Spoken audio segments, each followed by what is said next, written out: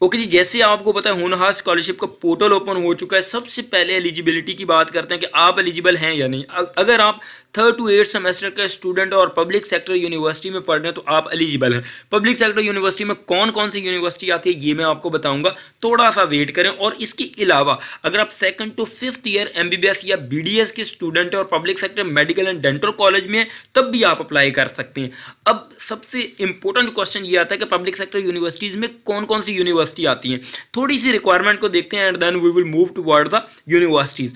अगर हम सबसे पहले रिक्वायरमेंट ये applicant must have domicile from any district of Punjab. सबसे पहली बात यह है कि आपके पास डोमिसाइल होना चाहिए, पंजाब में आप आते हो और पंजाब में आप हों, ठीक है। Family income less than 3 lakh होनी चाहिए, इसका एफिडेविट आपको देना होगा, ये आप मीट कर लेंगे आई होप।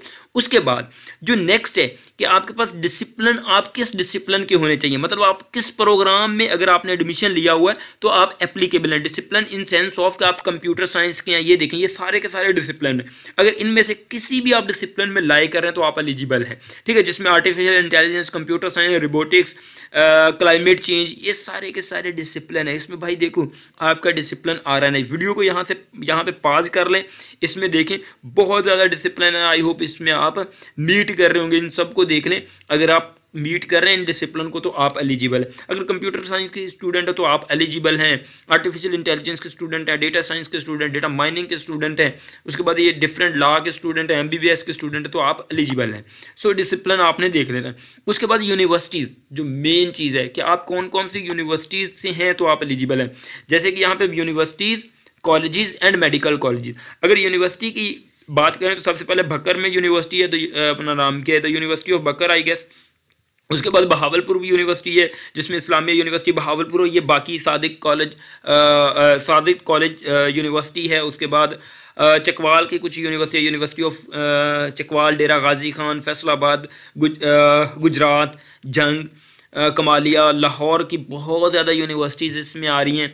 फर्दर मोर लिया, मंडी, बहाउद्दीन, मियाँ वाली, मुल्तान की बहुत ज़्यादा यूनिवर्सिटीज़ हैं। मरी, ननकाना साहिब, नारोवाल, उकाड़ा, रहीम यार खान, रावलपिंडी, साहिवाल, सरगोधा, सियालकोट एंड टेक्सला, ये काफ़ी यूनिवर्सिटीज़ हैं उनकी जो एलिजिबल हैं। उसके बाद फर्दर कॉलेजेस भी आ रहे हैं, ये कॉलेजेस हैं, अगर इन कॉलेजेस में आप पढ़ रहे हैं तो आप भी एलिजिबल हैं। ये कॉलेजेस की लिस्ट बहुत लंबी है, सिंपल आप वेबसाइट पे जाके भी देख सकते हैं। फर्दर मोर आप बहुत ज़्यादा यहाँ पे कॉलेजेस अवेलेबल हैं। So if you are eligible then stay here, और मैं आपको कॉलेजेस की फर्दर लिस्ट भी शेयर कर दूँगा। और मेडिकल एंड डेंटल कॉलेजेस भी यहाँ पे अवेलेबल हैं। अगर आप इन कॉलेजेस में पढ़ रहे हैं तो आप यहाँ पर वीडियो को पॉज करें, गौर से पढ़ें। अगर आप हैं तो आप एलिजिबल हैं। सिमिलरली आप कॉलेजेस की लिस्ट को रोक के यहाँ पे पढ़ें, अगर आप एलिजिबल हुए तो आप अप्लाई कर सकते हैं। ये बेसिकली एलिजिबिलिटी क्राइटेरिया है। इसके बाद यूनिवर्सिटी और कॉलेजेस की बात होगी।